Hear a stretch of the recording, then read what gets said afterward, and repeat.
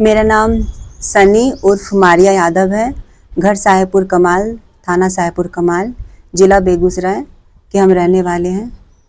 मेरे साथ पीयूष कुमार यादव ने प्रेम प्रसंग के जाल में मुझे फंसाकर मुझे लड़का से लड़की बनाया।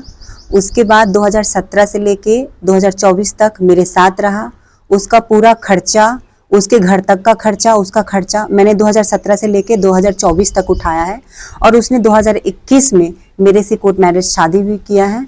और मैंने उसको गले का चैन, 4 गोल्ड का अंगूठी दिया है।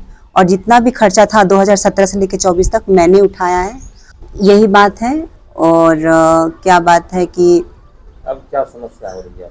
अब समस्या ये है कि कुछ काम के सिलसिले में मैंने उसको कलकत्ता भेजा था। तो वहाँ पे वो मैं जहाँ पे मैं रहती थी वहाँ पे मैं उसको ढोलक बजाना सिखाती थी। और मैंने उसको ढोलक बजाना भी सिखाया। ढोलक बजाना सिखाया तो मैंने फिर उसने मुझे कहा कि मुझे कहीं काम पकड़वा दो। तो मैंने उसको कलकत्ता भेज दिया, खुद के पैसे से टिकट बनवा के कलकत्ता भेज दिया, अंडाल।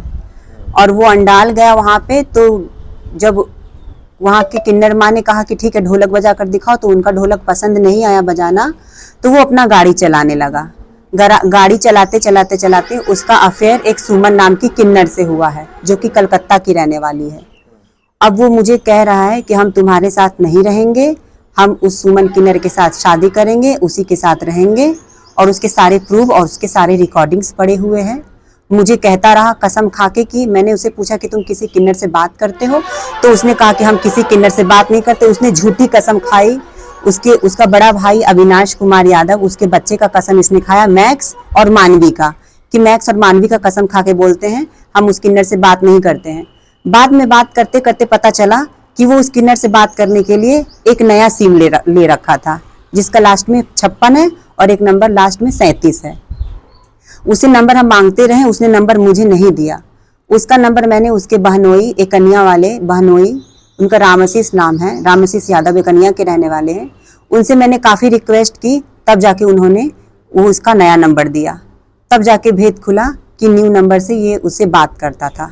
सुमन से मैंने बहुत बार बार रिक्वेस्ट किया कि तुम उससे क्यों बात करती हो। 4-5 दिन जाने के बाद जब मैंने छठी समय में जब मैंने रिक्वेस्ट किया, जब हम रोने लगे, जब उसकी माँ की कसम देने लगे, तब जाके उसने मुझे कहा कि तुम्हारे ही पति ने मुझे ज़बरदस्ती अपना नंबर दिया और मुझे अपने प्रेम जाल में फंसाया। जितनी भी गलती है तुम्हारी पति की गलती है, मेरी कोई गलती नहीं है। इसके बावजूद भी वो रात को 11 बजे से लेके 1 बजे तक उससे बात करता रहा और वो अभी तक बात करता है। और मुझे छोड़ने का कारण सिर्फ वही किन्नर है। और ये सबको प्रेम जाल में फंसा के उसका पैसा ऐंठता है, उसके जमीरों के साथ खेलता है, उसकी फीलिंग के साथ खिलवाड़ करता है। तो हमने इसलिए हम मीडिया के साथ रूबरू हुए हैं ताकि ये मेरे साथ ऐसा करा, किसी और के साथ ऐसा ना करे। बस आप लोग से यही हमारा अनुरोध है कि बस हम न्याय मिलना चाहिए बस। कितने दिनों से आप लोग रिलेशनशिप में रह रहे थे? हम लोग 2017 से लेके 2024 तक रहे हैं जी। अब उससे बातचीत नहीं होती है आपकी? जी नहीं, वो मुझे फरवरी 20 तारीख के बाद से उसने मुझे ब्लॉक करके रखा है। उसको मैंने बार बार कॉल भी किया, दूसरे नंबर से, कई अन्य नंबरों से मैंने उसे कॉल किया। तो उसने यही कहा कि हम तुमसे बात नहीं करेंगे, मेरा पीछा छोड़ दो। और 20 तारीख को कलकत्ता से वो निकला है, 20 तारीख को। और ये सुमन किन्नर शाम 4 बजे वो वहां से निकली है। और ये 2 दिन तक उसके साथ फरार रहा। जब मैंने दूसरे दिन वो अपने घर कलकत्ता गई और तीसरे दिन ये बाबूराही आया। जब मैंने उसको दूसरे नंबर से कॉल किया तो उसने मुझे कहा कि हम पटना गए थे किसी दोस्त के बहू भोज में। और वो सुमन किन्नर के साथ 2 दिन तक फरार रहा। दूसरे दिन वो घर गई और तीसरे दिन ये बाबूराही आया। अब ये कह रहा है कि हम सुमन के साथ शादी करेंगे, सुमन के साथ हम रहेंगे और उसी को रखेंगे, हम तो उससे नहीं बात करेंगे तो तुमसे बात नहीं करेंगे। तो बस हम यही अनुरोध करते हैं, मेरा न्याय होना चाहिए। थाने में भी आपने आवेदन दे रखा है? जी मैंने थाने में भी आवेदन दे रखा था। और परसों हम लेडीज पुलिस के साथ और थाना प्रभारी के साथ हम उसके घर पे गए थे।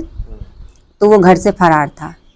हाँ, उसके घर में सभी को पता है कि उसने मेरे से शादी किया, उसके गांव में भी सभी को पता है कि उसने मेरे से शादी किया है।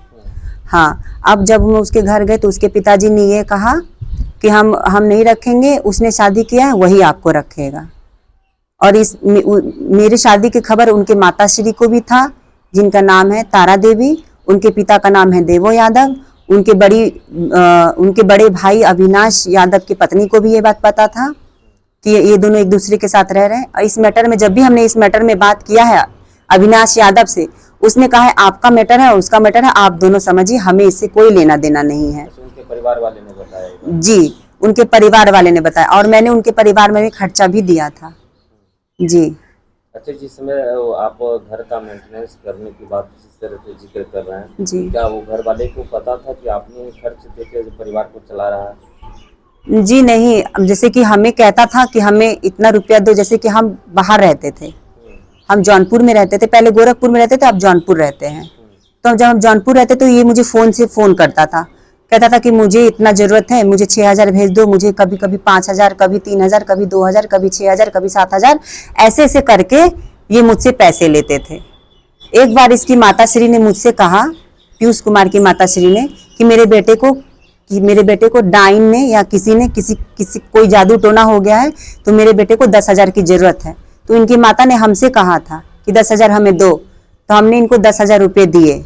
इनके माताश्री को कुछ जादू टोना हो गया था पीयूष के ऊपर, तो उसको हटाने के लिए इनकी माताश्री तारा देवी ने हमसे 10,000 रुपये लिए थे। और हम जब भी आते थे तो वहाँ से हम इनकी माताश्री के लिए साड़ी लेकर आते थे, या कहीं हम घूमने के लिए भी जाते थे तो इनके माता के लिए कुछ न कुछ लेके जाते थे। मैडम, एक साहेबपुर कमाल थाना क्षेत्र से मामला आया था। एक युवक ने एक युवक के प्रेम में खुद को ट्रांसलेट करवाया। उसके बाद उस युवक के द्वारा जो है उसको छोड़कर किन्नर से शादी की बात समझाई थी। आपके पुलिस के सहयोग के द्वारा फिर दोनों एक हुए हैं, क्या आपका मामला सामने आया? ये मामला साहेबपुर कमाल क्षेत्र का था और ये संज्ञान में आया था कि अपना उन्होंने ट्रांसफॉर्मेशन करवा के लड़की बन गई थी और शादी किए थे।